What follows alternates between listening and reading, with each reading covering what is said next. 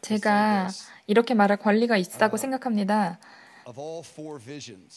이 네 개의 환상 전체 중에 바로 이것이야말로 최고라고 생각합니다. 매번 제가 이렇게 말씀드릴 것 같아요. 뭐가 더 중요하다고 말씀드려야 될지 모르겠기 때문에 네 개 전부 다 환상이 다 중요하다고 최고의 환상이라고 말씀드리고 싶어요. 기도하겠습니다. 하나님 아버지, 영화로운 계시로 인해서 감사합니다. 주님께서 가브리엘에게 허락하셔서 다니엘에게 계시하셨던 이 계시로 인하여 감사합니다. 당신의 백성으로 하여금 당신의 이름을 부르실 수 있도록 해주셔서 감사합니다. 오늘 이 시간 당신의 깨달음으로 우리의 마음을 인쳐주시고 이 영화로운 실체, 가브리엘이 당신의 마음으로부터 받은 그것을 우리에게 나누어 주시옵소서. 하나님은 모든 것을 다 미리 보시고 처음부터 끝까지 다 아신 하나님입니다. 주님 감사합니다. 우리가 어디로 향해 가는지 알 수 있음으로 인하여 감사합니다. 예수님의 이름으로 기도했습니다. 아멘. 로마 숫자 2번 도입을 보겠습니다. 바로 이것은 네 개 중에 세 번째 환상이고요. 다시 한번 말씀드리지만 이 네 개의 비전 전부 환상 다 메인 최고의 비전이라고 말씀드리고 싶어요. 물론 다른 것들도 중요합니다. 그런데 가브리엘이 구원의 전체 이야기를 하고 있는 것입니다. 네 개의 짧은 구절 가운데 예수님의 초림과 맨 처음에 예루살렘의 그 회복과 그분의 초림과 그 다음에 예수님의 죽음과 그리고 나서 예루살렘의 그 파괴와 그리고 적그리스도가 오는 것과 적그리스도가 무너지는 것과 그리고 하나님의 모든 약속이 완성되는 것에 대해서 또한 초림과 재림 이 모든 것에 대해서 네 개의 구절 가운데 굉장히 정밀하고 정확하게 요약 정리해서 담고 있습니다. 그래서 다시 한번 말씀드리지만 이것은 세 번째 환상이고요. 이 환상은 주전 538년에 있었던 환상이고요. 다니엘이 80대에 있었던 일입니다. 주전 538년이란 때는 매우 중요한 때인데요.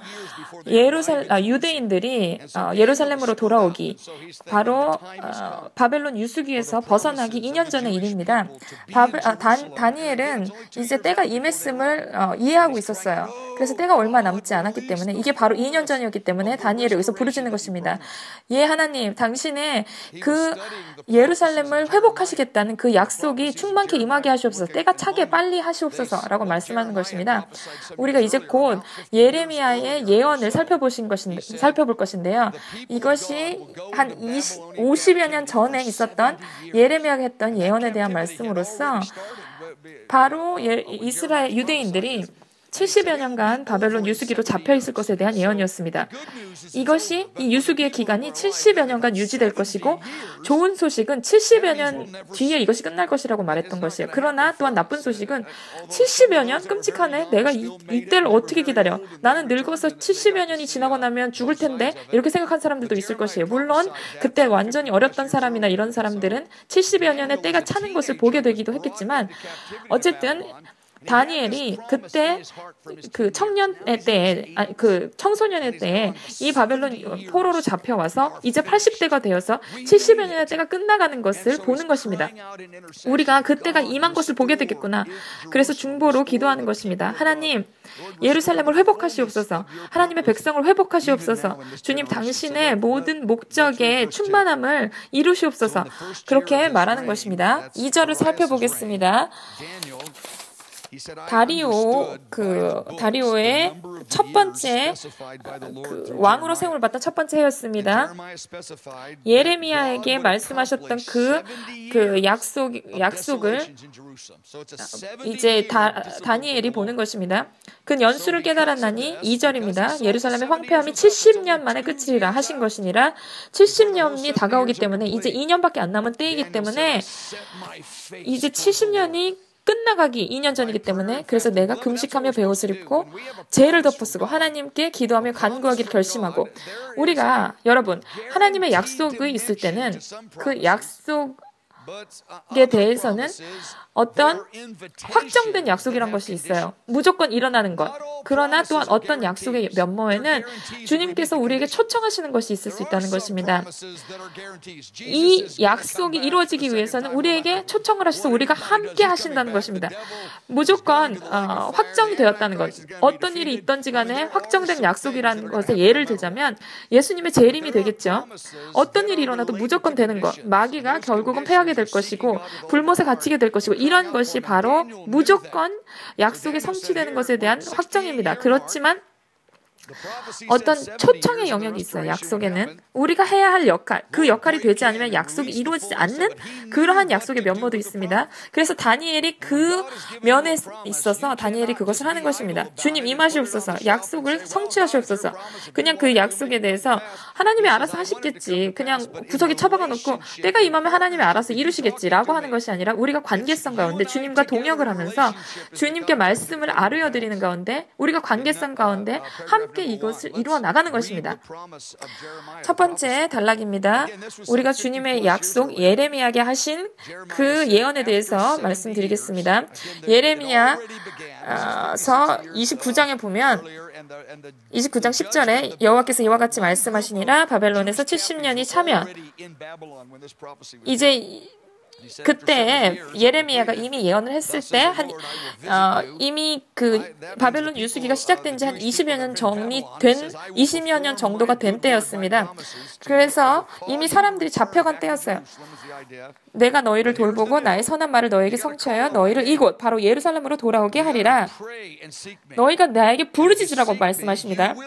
내게 와서 기도하면 바로 약속에 대한 어떤 컨디션, 조건을 말씀하시는 것입니다. 13절을 보시면 너희가 온 마음으로 나를 구하면 나를 찾을 것이요 나를 만나리라. 그래서 다니엘이 청소년의 때에 거기에 바벨론에 잡혀가서 이제 시간이 많이 지나고 나서 80대가 되어서 예레미야에게 말씀하였던 대로 주님이 말씀하셨던 대로 이제 금식하고 기도하기로 결정하고 마음의 결단을 하는 것입니다. 그래서 우리도 주님의 약속이 이렇게 성취해야겠습니다. 두 번째 2번 단락을 보시면요, 저희가 다니엘서 9장에 나오는 다니엘의 기도의 내용에 대해서는 다 다루지 않겠습니다. 너무 시간이 많이 걸리기 때문에 그거는 매우 중요한 세션이 될 것이기 때문에 그것에 대해서 지금 말씀드리지 않겠고요. 우리가 이 기도를 이와 같은 때에도 또한 유대인들과 함께 쓸 수 있는 기도입니다. 예루살렘의 죄에 대해서 우리가 함께 애통해하며 그리고 예루살렘의 죄에 대해서 그냥 우리가 참소하고 비관하는 것이 아니라 너희가 이스라엘 사람들로서 메시아를 죽였잖아. 그러니까 너희가 그렇게 되는 게 당연해. 라고 손가락질하고 참소하는 것이 아니라 비방하는 것이 아니라 우리가 그것에 대해서 함께 회개하는 것입니다. 이방인인 우리들도 함께 예수님을 메시아를 죽인 거는 똑같아요. 그렇기 때문에 우리가 이 사태에 대해서 참소하는 것이 아니라 이 상황에 대해서 이것에 대해서 우리가 함께 애통하면서 나아가는 것입니다. 내 삶은 바빠, 내 삶은 지금 사역들로 복잡해 라고 그냥 처박아 두는 것이 아니라 우리가 이 실태에 대해서 함께 동역하고 나아가는 것입니다. 그래서 이 열방 가운데 전 지구적으로 일어나는 일 가운데 우리가 함께 동역하면서 나아가는 것이죠. 그래서 우리가 기도의 내용을 보는 것입니다. 4절부터 19절에 보면 이제 다니엘의 기도가 나옵니다. 성경 전체 말씀 가운데 가브리엘이 2번 나옵니다. 가브리엘이 첫 번째는 다니엘서 8장에 나오고 그리고 두 번째는 다니엘서 9장에 나옵니다. 구약에 2번이 나오는데 다니엘서에 다 나와요. 그리고 신약에는 또 나오는데 누가복음에 나오죠. 근데 가브리엘이 나오는 것은 바로 예수님의 오심, 초림이든지 재림과 관련되어 있습니다. 자, 다음 페이지를 보시면 가브리엘이 다니엘 앞에 섭니다. 21절을 보시면 9장 21절 네가 기도할 때에 가브리엘이 나타납니다. 그 환상 이전에 있었던 환상으로부터 13년, 14년이 지난 시점에서 가브리엘이 다시 나타납니다.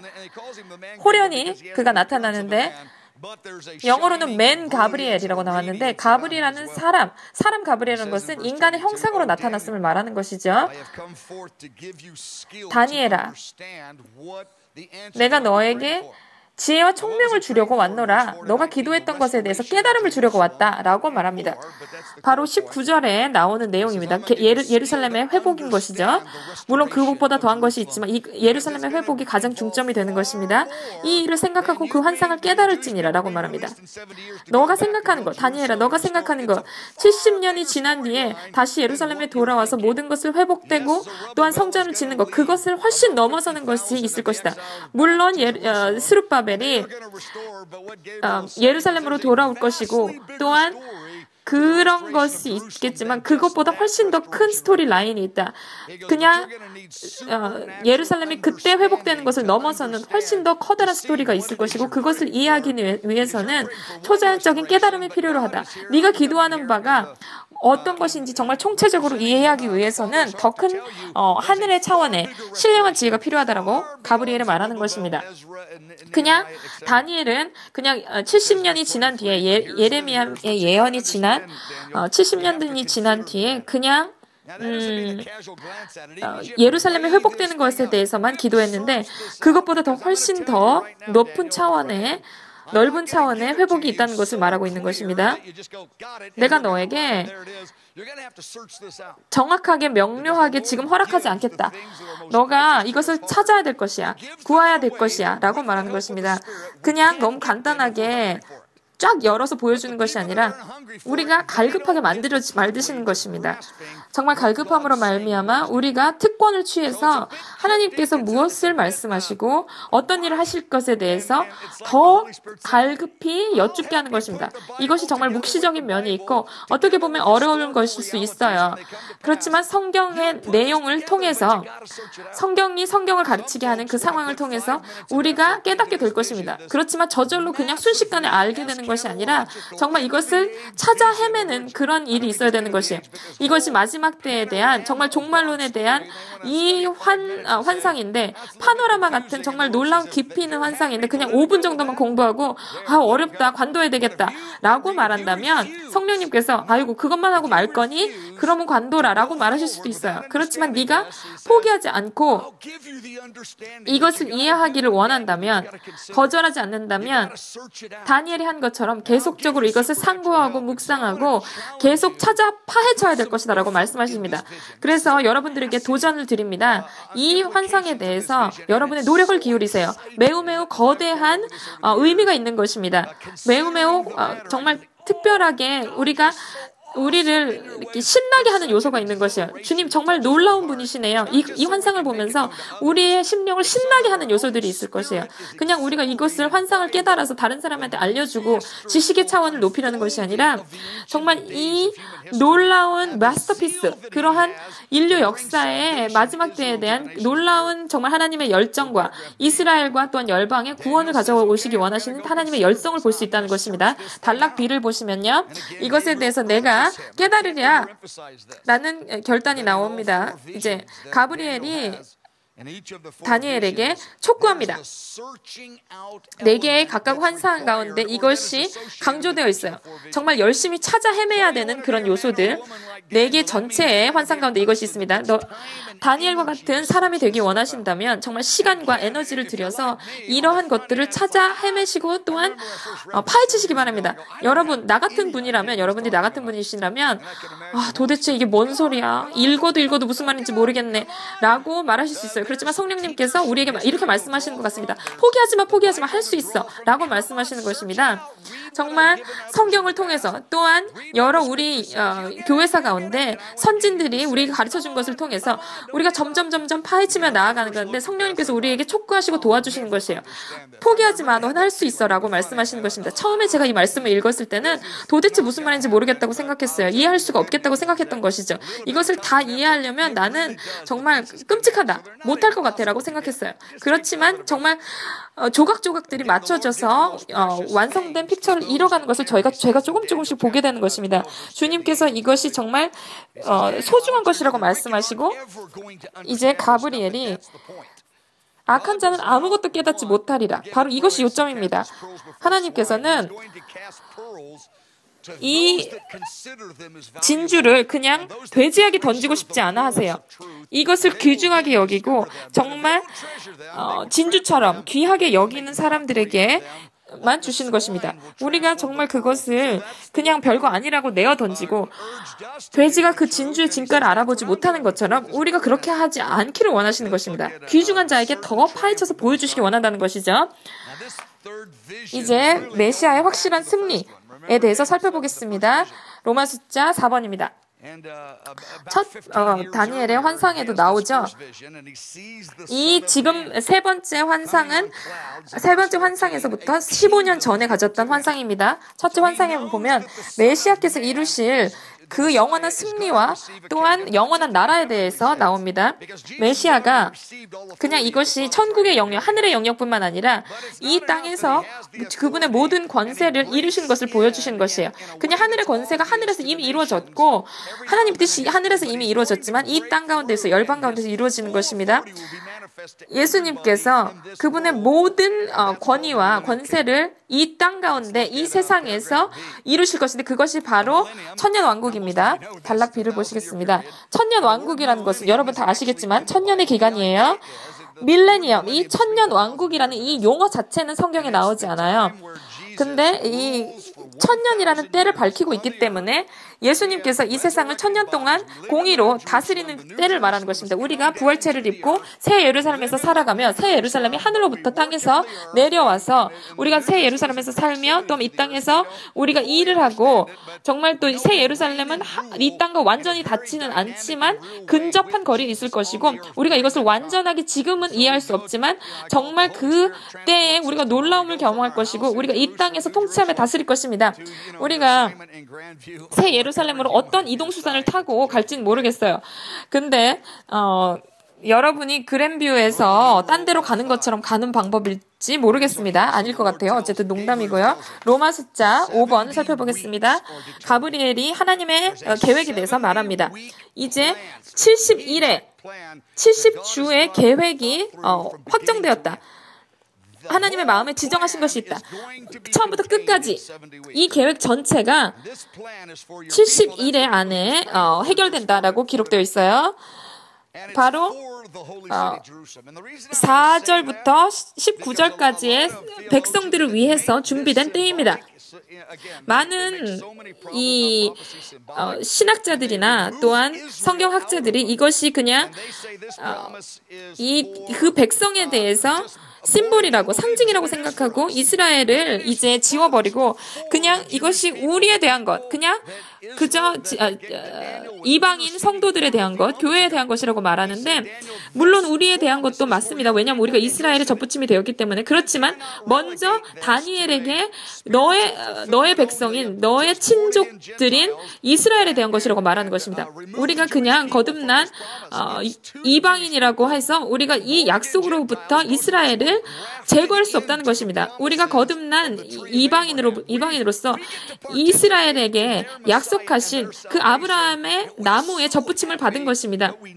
메시아의 구원하심과 이 회복의 역사, 또한 구속의 역사에 우리가 다 함께 아브라함에게 하신 그 약속에 접붙임을 받아서 그 뿌리의 근간에 우리가 접붙임을 받은 것입니다. 그래서 우리가 이 실제에 대해서 큰 감사와 또한 영광스러움을 알고 특권임을 알고 임해야 될 것입니다. 이것은 하나님과 예루살렘이라고 불리워지는 도시에 대한 것, 또한 이스라엘 백성에 관한 약속과 언약에 우리가 동참하는 것입니다. 그래서 우리가 특권이라고 생각할 수 있겠죠. 그래서 70일의 때가 약속되었고 이것에 대해서 그냥 어떤 주석책에서 이스라엘을 제거하며 약속에서 이스라엘을 그냥 없다고 생각하면 그냥 제거해도 되고 이것은 그냥 우리 이방인에 관한 교회에 대한 얘기다라고 말하면 그것을 취하시지 마시기 바랍니다.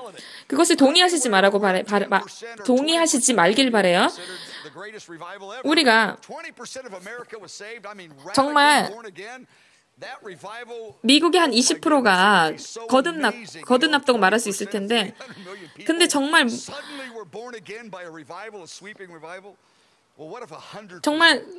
마지막 때 놀랍게 구원을 받고 정말 부흥이 임한다고 생각해보면 20%가 하루아침에 구원받는다고 생각해보면 놀라운데 정말 주님께서 이스라엘이 그냥 구원을 받는 것, 그것을 넘어서서 바로 이스라엘이 이 천년 왕국의 구원의 스토리 가운데 리더십을 발휘할 것, 바로 사도적 지도력을 발휘할 것에 대해서 말하고 있습니다.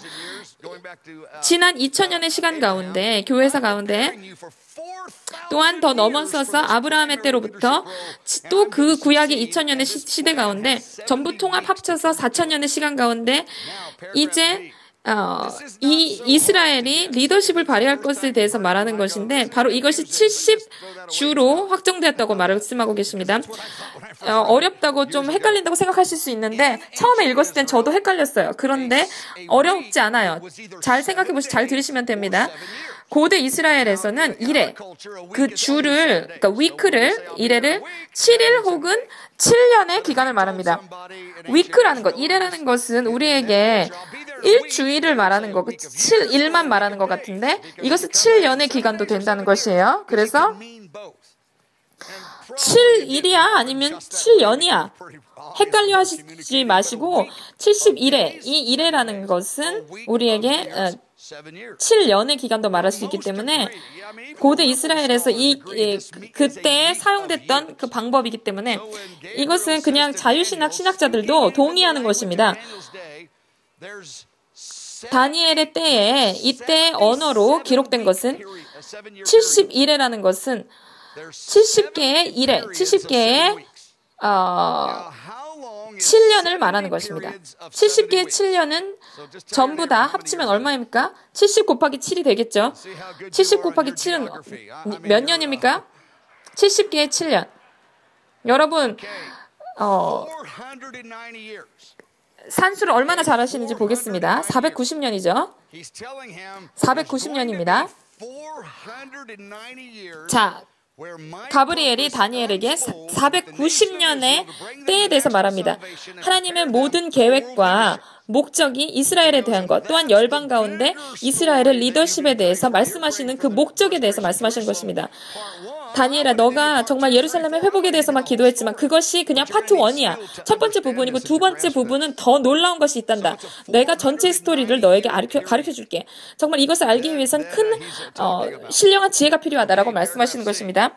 그래서 490년에 대해서 말씀하시는데 이제 단락 C를 보겠습니다. 가브리엘의 목적은 초점은 거룩한 성에 대해서 말하고 있습니다.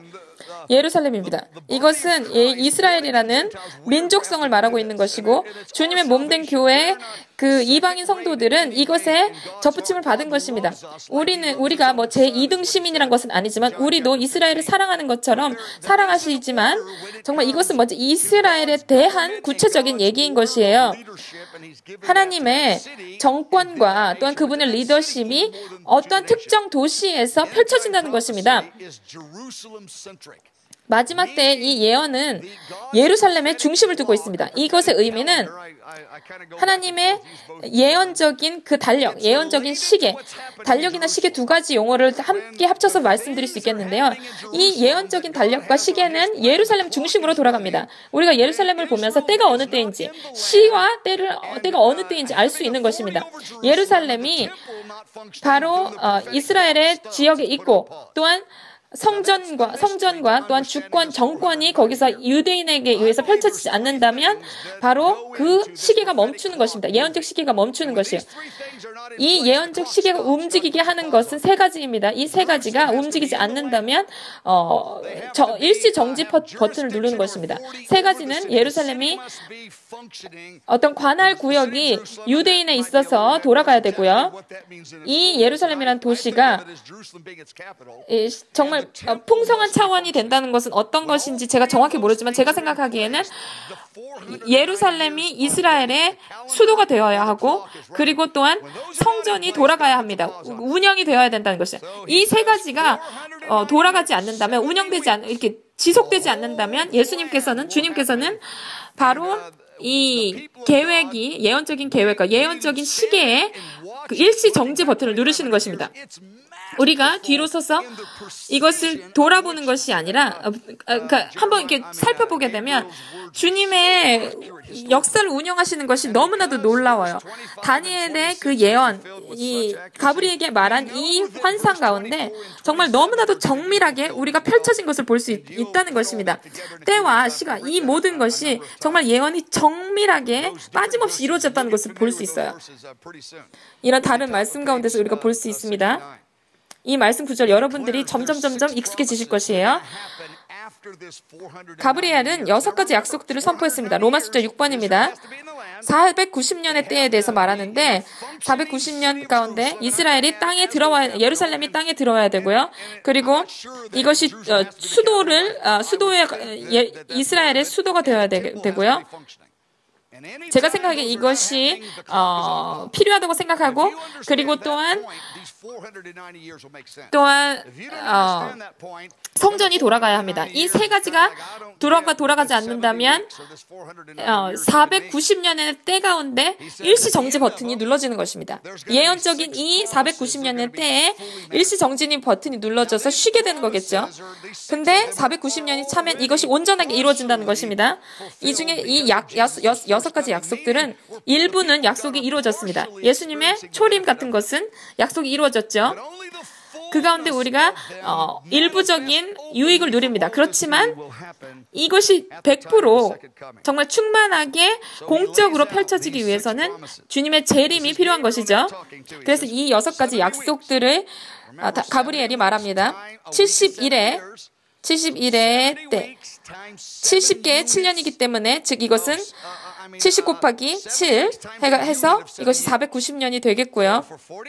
70개의 7년, 490년이라는 기간이 정해졌고요. 이 가운데 주님께서 계획을 세우셨는데 이제 이 6가지 약속을 살펴보겠습니다. 구원의 약속이라는 것은, 구원의 축복이라는 것은 바로 여기서 테마를 찾을 수 있어요. 가브리엘이 이것이 최고의 중요한 구원의 헤드라인이라면 이 모든 구원에 관한 약속들이 여기로부터 나올 수 있다는 것입니다. 첫 번째, 어떤 일이 일어날 것이냐?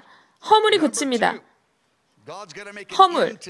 두 번째는 죄가 끝나며, 죄가 끝나는 것에 대해서 말하고 있어요. 죄가 여기서는 영어 표현으로는 복수로 나와 있습니다. 죄들을 끝냅니다. 세 번째는 죄악이 용서됩니다. 이제 죄악이 화해를 이룬다는 것이에요.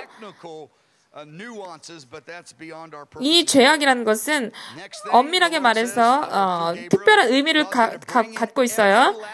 그리고 다음 것은요, 영원한 의가 드러나며 라고 기록됐습니다. 이것이 그냥 예루살렘에만 나오는 것이 아니라, 물론 예루살렘에도 포함되지만 예루살렘에서 계속 퍼져나가서 전 세계를 덮을 것이라는 것입니다. 그리고 다음은 환상과 예언이 응하며, 환상과 예언이 봉인되는 것에 대해서 나옵니다. 가브리엘이 이렇게 말한 것입니다. 이 6가지에 대해서 다니엘에게 말하시죠. 처음에는 와, 진짜 무슨 말인지 모르겠다. 허물이 그치며 죄가 끝나면 영원한 의가 드러나구나. 알아듣겠다. 오케이. 내가 영원히 의롭게 살겠지. 오케이. 할렐루야. 처음엔 이런 식으로 읽었어요. 근데 70일에 근데 이건 무슨 말인지 모르겠네 라고 생각했어요. 그냥 제가 이렇게 말씀드리면서 이것을 읽어보면서 정말 무슨 말인지 도저히 못 알아듣겠네, 헷갈려, 이렇게 생각하시는 분들에게 제가 동질감을 느낀다고 말씀드리겠어요. 여러분의 노력을 기울이세요. 그렇지만 이 6가지, 그렇게 하시면 여러분들이 6가지를 이해하시게 되고 70일에 대해서 이해하게 되실 것입니다. 제가 굉장히 간단하게 말씀드리겠는데요. 이것에 대해서 6개의 메시지를 다 풀어낼 수도 있어요. 한 개 큰 메시지로 할 수 있겠지만 제가 짧게 말씀드리자면, 첫 번째, 허물이 그치며, 영어 정관사 더를 가지고 있는데 이게 더가 매우 중요한 요소인 것 같습니다. 허물, 아주 구체적인 허물을 말하는 것이에요. 이스라엘의 예수님을 대항하고 반역했던 것을 말하고 있는 것이에요. 이것이 단번에 다시는 이루어지지 않을 것에 대해서, 이런 일이 생기지 않을 것에 대해서 말하는 것입니다. 이스라엘이 여러 가지 영적 시기를 가지는데 새롭게 되는 것과 또한 회복을 경험하고 구원을 경험한 가운데 다시 돌아가고 나쁘게 곁길로 새어나가고 다시 회복되고 곁길로 새어나가고 이런 일이 있는데 이런 어떤 이스라엘 역사 가운데 계속적인 사이클, 주기가 있죠. 그런데 the transgression, 그 허물이 그치는 것에 대해서 말하는 것입니다. 그때는 이제 영원히 그것이 과거형이 될 것이고 다시는 이렇게 나쁜 주기가 돌지 않을 것이라고 말하는 것입니다. 다시 나쁘게 악화되지 않을 것이라고 말하는 것입니다. 그리고 이제 두 번째 요소, 6가지 중에 두 번째 요소는 죄가 끝나는 것에 대해서 말합니다. 이제 때가 올 것인데 이제 다시는 천년왕국이 끝난 뒤에, 물론 천년왕국이 끝난 뒤에 어떤 순간적인 반역이 있을 것이지만 다시는 죄로 돌이키지 않을 때가 올 것이라는 것입니다. 열방 가운데 다시는 반역이 없을, 이것이 물론 다시 한번 말씀드리면 천년왕국 끝난 뒤에는 주님께서 이것을 허가하시는 어떤 한 번의 반역이 있을 것입니다. 그 이후에는 완전히 끝나게 될 것이고요.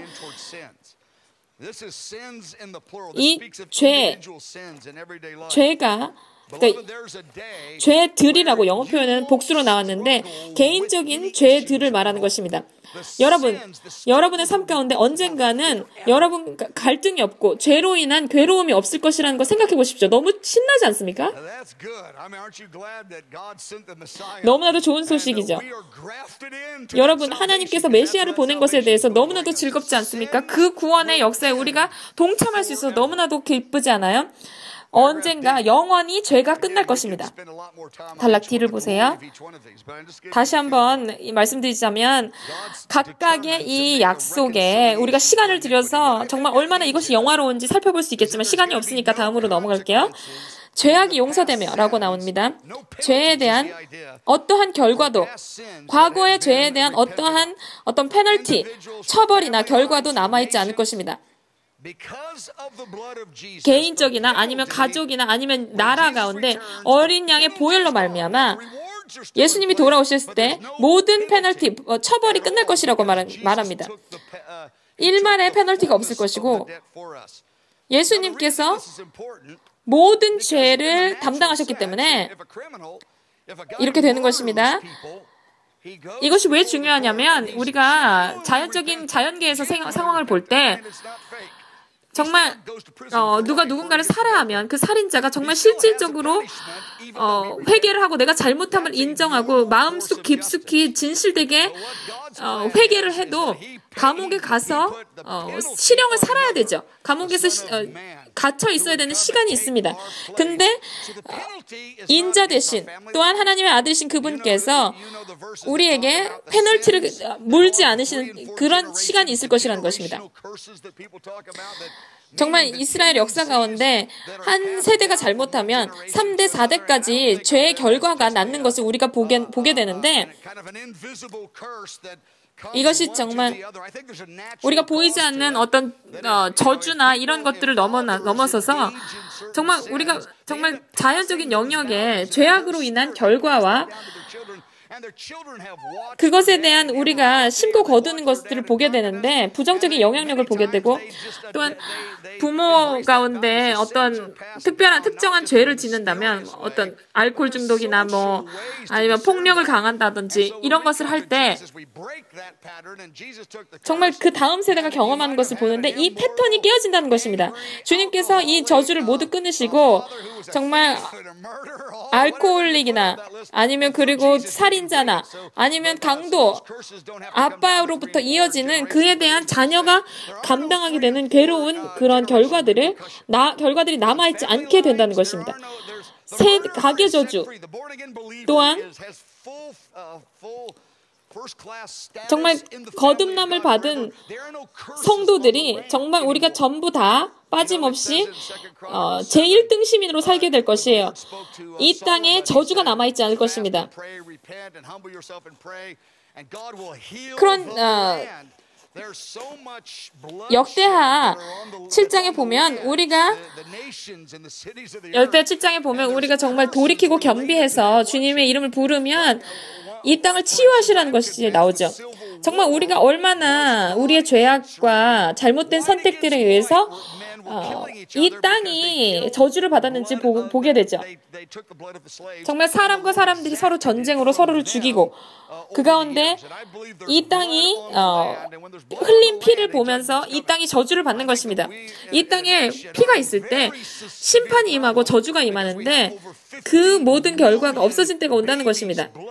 정말 이 땅에 5천만 명의 어린아이 태아의 피가 뿌려졌기 때문에 낙태가 되었기 때문에 우리가 정말 계속 주님께 용서를 아뢰고 구하고 또한 사죄하는 가운데 있지만 회개하지만 이 땅 가운데 피로 인한 오염된 것과 결과가 있다는 것입니다.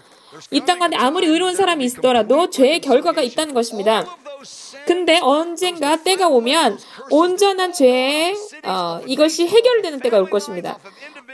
도시와 나라와 또한 그 국가, 그 가정, 개인, 이 모든 것이든지 간에 스가랴서 13장에 나옵니다. 주님의 때에 이 모든 것을 떠나게 할 것이라고 말합니다. 바로 멸망에 가증한 것이 이 전에 예수님이 오시기 전에 일어나는데 이 끔찍하고 더러운 것들이 정말 없어진다는 것입니다. 이 땅에 악한 귀신, 악한 영, 더러운 영이 없어진다는 것입니다. 그것에 대한 결과도 없어지고 저주도 없어지고 이것이 정말 지역적인 면으로 적그리스도의 성전이 있게 될 것인데 그리고 그것으로 말미암아 도시와 나라가 패역하게 될 것인데 주님께서 이것을 깨끗하게 하시고 온전하게 완벽하게 정화시키실 것이라는 것입니다. 그것에 관한 죄악에 관한 어떠한 부정적인 결과 심판이나 아니면 저주가 남지 않을 것이라 완전히 해결하는 것에 대해서 말씀하신 것입니다. 다음 것입니다. 6가지 약속 중 다음 것, 영원한 의의가 드러나며 예수님께서 세계에 새로운 질서를 세우실 것이고 그냥 이것이 개개인에게만 영향력을 미치는 것이 아니라 사회와 모든 정부 또한 경제구조 그리고 미디어, 매스미디어 가운데서도 정말 의의가 드러날 것입니다. 우리가 정말 부활체를 입은 옷을 입고 부활체를 가지고 정말 모든 교과서나 그리고 모든 법률이나 그리고 모든 경제 구조와 또한 은행의 체계들이 또한 영화들도 의로울 것입니다. 100% 의로울 것이에요. 신이 100% 신이자 100% 사람이신 그분께서 보좌를 세우시고 정권을 펼치실 것인데 그분께서 다스리시는 그 나라가 이 땅 가운데 영원히 지속되는 가운데 모든 정부 구조와 또한 모든 사회의 영역 가운데 의로움으로 모든 영역이 가득 차게 될 것입니다. 이것이 매우 중요한 것인데요. 제가 왜 조명하기 원하냐면 이것이 초림 때 이미 다 이루어진 것 아닙니까? 이것이 이스라엘에 대한 것이 아니고 미래에 대한 어떤 의미가 없는 거 아니에요? 라고 말하시는 분들이 계신데 우리가 물론 예수님이 초림을 하심으로 말미암아 일부적으로 이것을 우리가 경험하고 있습니다. 그렇지만 영원한 의가 이 땅 가운데 드러났다고 생각하세요? 표현됐다고 생각하세요? 엄밀히 보면 아니죠. 엄밀히 보면 아니라고요? 근데 우리가 정말 상상할 수 없는 방법으로 정말 영원한 의, 정말 악이 전혀 눈앞에 드러나지 않는 악이 아예 자취를 감춘 때가 온다는 것입니다. 이러한 정말 매우 똑똑하고 박식한 어떤 신학학자들이 이 말씀 구절에 대해서 그냥 마지막 때에 대한 드라마나 아니면 극적인 상황이나 아니면 또한 적그리스도의 어떤 임하는 것에 대해서 다 부정하는 경우들이 많이 분들도 있다는 것입니다. 예루살렘을 별로 신경 쓰지 않고 그렇다는 것은 그냥 이것을 다 과거로 여긴다면 그냥 정말 우리가 이미 천년 왕국의 어떤 계속 예수님의 그 통치하시는 시간 가운데 살고 있다라고만 말한다면 정말 앞으로 항상 다 나아만 질 것이라고 생각한다면 물론 교회 가운데 우리가 능력으로 행하고 있고 주님께 구속받는 일들이 있겠지만 그냥 나아만 지는 것이 아닙니다. 동시에 우리는 악해지는 일들도 있다는 것이에요. 빛은 점점 더 밝아지고 어두움은 점점 더 어두워진다는 것입니다. 이것이 동시에 일어나는 이것이에요. 물론 점점 더 나아지는 것이 진리입니다. 옳은 말이에요. 그렇지만 점점 더 악해지고 나빠지는 일들도 일어나는 것도 진리입니다. 그래서 다음 것, 6가지 중에 다음 것은 환상과 예언이 응하며 환상이 봉인된다는 것입니다. 그러니까 영어 표현은 이렇게 봉인되고 갖춰진다는 것인데 이 영어 표현 up이라는 것, seal up, up이라는 것은 가브리엘이 말했던 것과 우리로부터 우리에게 어떻게 보면 감춰져 있는 것을 말할 수 있는 것이에요. 이 문맥에서 반대되는 것은 하나님께서 이것을 온전히 다 완벽하게 약속하신 것을 다 드러내는 것을 말씀하는 것입니다. 이 진짜 다니엘이 보았던 이 모든 환상들이 결국 다 응하게 될 것인 것, 임한다는 것을 말하는 것입니다. 이루어지게 될 것인 것을 말하는 것입니다. 몇 년 전에 주님께서 저에게 말씀하셨을 때 이러한 약속들이 의심할 여지 없이 이때에도 이루어지는 것을 경험할 수 있어요. 그렇지만 앞으로 1000년이 지난 뒤에 정말 우리가 그것을 경험할 수도 있다는 것입니다. 우리가 정말 70년 이 땅에서 사는 걸로만 비전을 끝낸다면 정말 그렇게 돼서는 안 되겠죠. 정말 그것을 다 넘어서서 너가 생각하는 것 그 이상으로 이 약속을 이룰 것이다 라고 말씀하시는 것입니다. 정말 우리가 부활체를 입고 그때 약속이 응해지고 이루어지는 것을 또 볼 수가 있다는 것이죠. 우리가 참으로 이때에 물론 주님이 오시기 전에 약속의 성취의 영역들을 일부를 보게 될 것입니다. 그렇지만 약속의 온전한 차원, 정말 모든 면모가 다 이루어지는 것은 장차 임할 때에 앞으로 주님 오신 뒤라는 것입니다. 정말 이 진짜임을 증명하는 것, 법적으로 진품인 것을 나타내는 것입니다. 봉인한다는 것은 사인, 그 서명을 하는 것으로서 내가 이것을 온전히 하겠다. 그러니까 예언을 봉한다는 것은 주님께서 옛날 문서에 사인을 하시는 것과 같은 그런 의미를 말하는 것입니다. 그냥 성경 말씀이 이루어지는 것뿐만 아니라 하나님의 약속이 우리에게 말씀하신 것도 정말 이때뿐만 아니라 주님이 오신 뒤에 장차 임할 그 시대 가운데 이루어진다는 것입니다. 그럴 수 있다는 것이에요. 이루어지지 않은 약속에 대해서 여러분 포기하지 마시기 바랍니다. 내가 메신저의 기름 부음을 받았다면 지금 이 60, 70년, 80년의 이 세대를 넘어서서 우리가 그것을 살아낼 것이에요. 나는 기름 부음 받은 예배 인도자야. 그러면 정말 이때만 그것을 살아가는 것이 아니라 그냥 이 70년의 시간은 훈련 기간과 비슷한 것이에요. 그래서 주님이 오신 뒤에 정말 우리의 여러분 마귀가 정말 무적행에 갇혔을 때 예배하는 그 상황이 어떨 것이라고 생각하십니까? 정말 수백만 명의 사람들이 유리바다에 모여서 정말 주님의 보좌 앞에서 함께 그 자리에 1500마일의 그 평방마일인 예루살렘, 새 예루살렘에서 우리가 함께 모여서 다 살 것이라는 것, 우리가 그 부르심을 또한 약속의 말씀을 성취하며 살아갈 것이라는 것입니다. 마귀가 거짓말을 해도 속지 마십시오. 마귀가 거봐, 네가 뭘 하겠어 라고 말하지 않더라도 이 비전을 놓치지 마십시오. 약속을 취하십시오. 이것이 이와 같은 이때에 이루어질 수도 있지만 정말 주님 오신 뒤에 영원한 때가 임하면 그때 이루어질 수 있다는 것입니다. 모든 비전, 모든 약속, 예언 이것들이 이루어질 뿐만 아니라 그것을 또한 이해하게 될 것입니다. 그날을 제가 얼마나 기다리는지요. 이 모든 환상에 대해서 더 깊이 이해하게 되는 것을 얼마나 기다리는지요.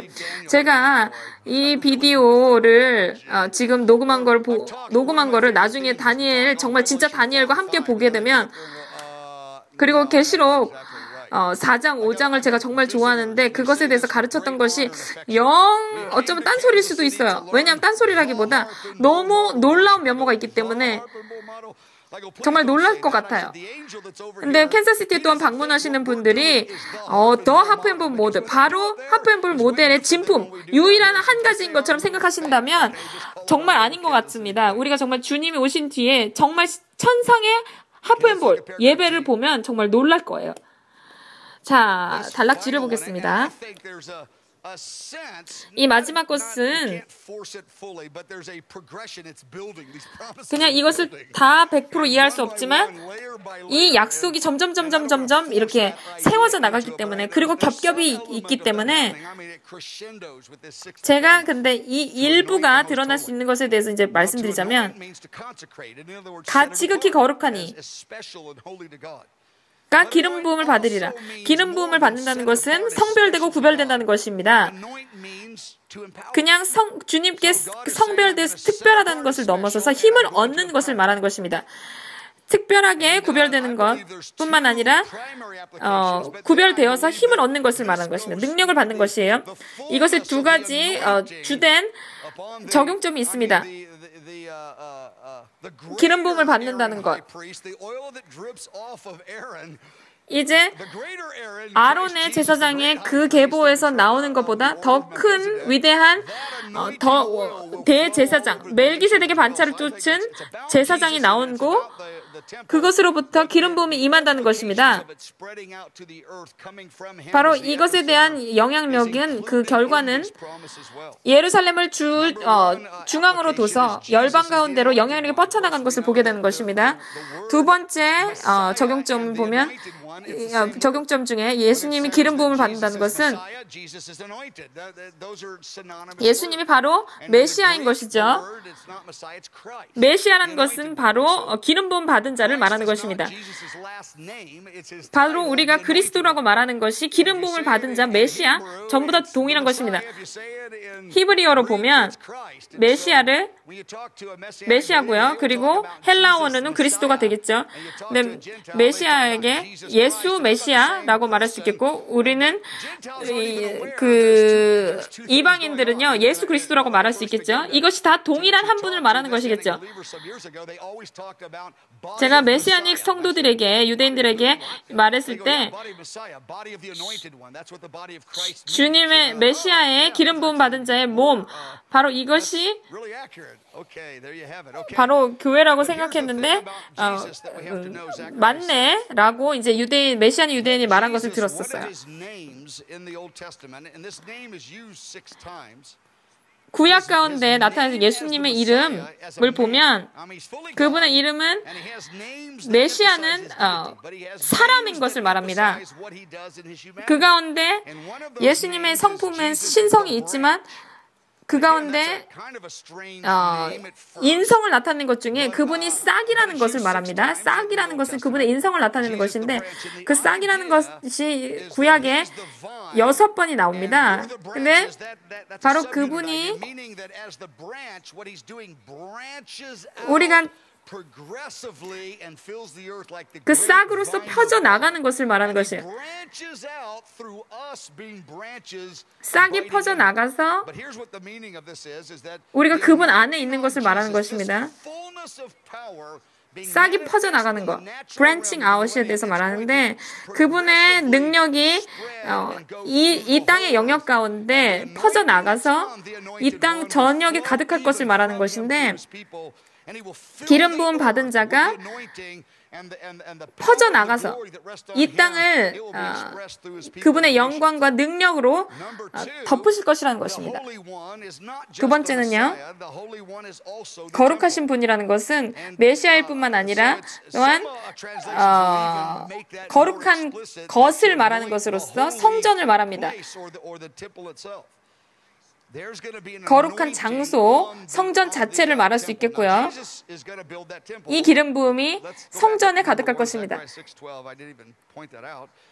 1번 다시 돌아가서 스가랴서 6장 12절 보면, 만군의 여호와께서 말씀하시되 보라, 싹이라 이름하는 자가 자기 곳에서, 자기 곳이라는 것은 예루살렘을 말하는 것을 돋아나서 여호와의 전을 건축하리라. 솔로몬의 그 성전보다 더 큰 위대한 성전을 세우실 것입니다. 예수님께서 빛이 있으라 말씀하심으로 빛을 창조하신 놀라우신 분이시죠. 주님께서는 그냥 손을 까딱하셔서 성전을 지으실 수 있지만 그렇게 하시지 않습니다. 주님께서는 짓는 과정을 감당하실 것이고 주님의 백성들과 이 땅의 사람들과 함께 그렇게 하실 것입니다. 이사야 60장에도 나오죠. 사람들이 수레를 가져와서 성전을 짓는 재료들을 가져와서 이것을 세울 것이라고. 정말 솔로몬의 영광보다 더 큰 영광으로 가득 찬, 솔로몬의 성전의 영광보다 더 큰 영광으로 가득 찬 전이 세워질 것입니다. 주님의 백성과 함께 파트너십을 하면서 이것을 하실 것이에요. 주님께서는 실질적인 성전을 세우신다는 것입니다.